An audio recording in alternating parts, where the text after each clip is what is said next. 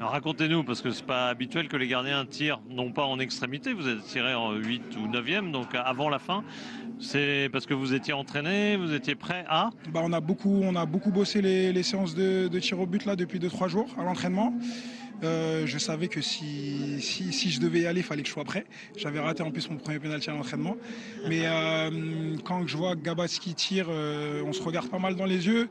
Je vois qu'il a un peu de nervosité dans son regard. Du coup, j'essaie de le sortir du contexte et il la met au-dessus. Et une fois que je pose le ballon, j'essaie de rester le plus calme possible et de penser à mon dernier penalty que j'ai tiré à l'entraînement. Pardon. Et grâce à Dieu, ça s'est bien passé, c'est cool. Bonjour et bienvenue sur JNZ1 Sport. Très ravi de vous retrouver pour ce nouveau rendez-vous.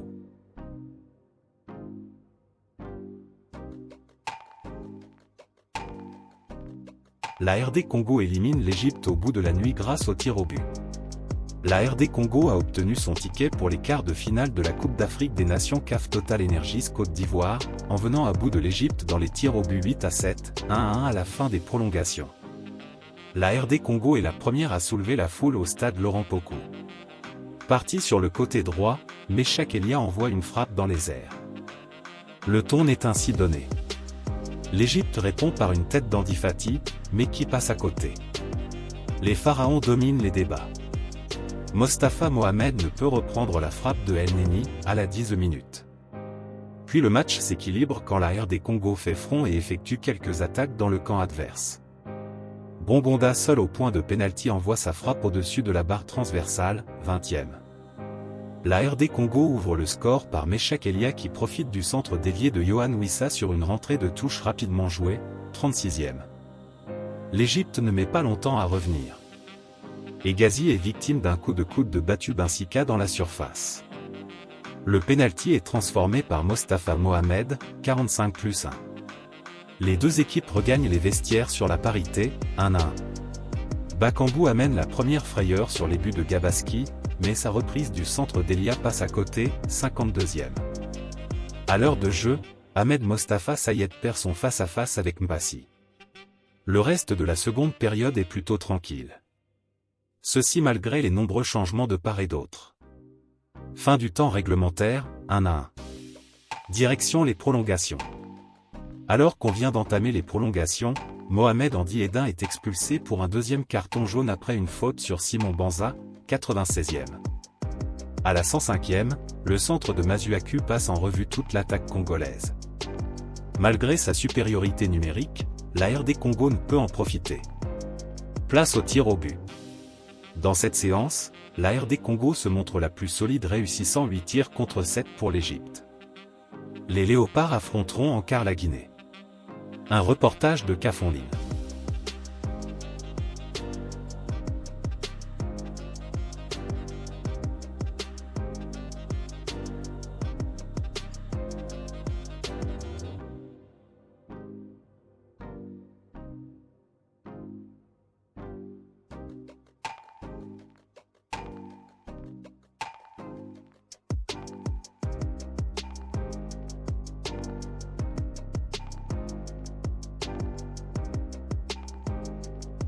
Les déclarations de deux coachs après la rencontre. Sébastien de Sabre, coach de la RD Congo. Je suis très fier de mes joueurs. On avait mis en place une stratégie pour contenir cette équipe, mais on jouait trop bas en première période. J'ai changé après et on a été mieux dans le jeu. On a souffert, mais je crois que l'Égypte aussi. Sûrement que ma connaissance du football égyptien nous a aidés.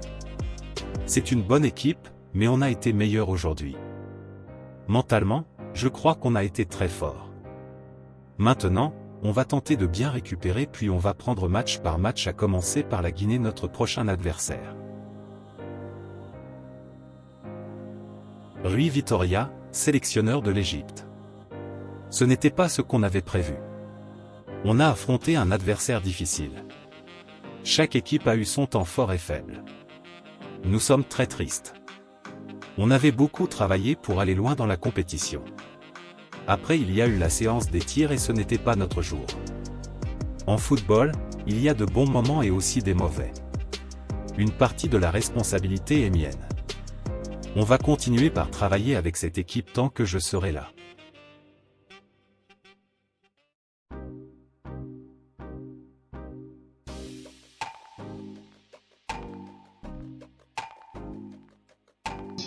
Vous mesurez la joie que vous donnez aux Congolais ce soir? Oui, on la sent. Moi, j'habite à Kinshasa, je sens l'attente qui y avait, qui est des fois l'attente un peu rapide par rapport au projet qu'on met en place. Ça va nous donner de la force. Je suis content bien sûr pour les Congolais. Je suis content également pour les gens qui sont un peu en difficulté à l'est aussi du pays. Et puis, je suis content pour le gouvernement et le président de la République qui nous soutient beaucoup.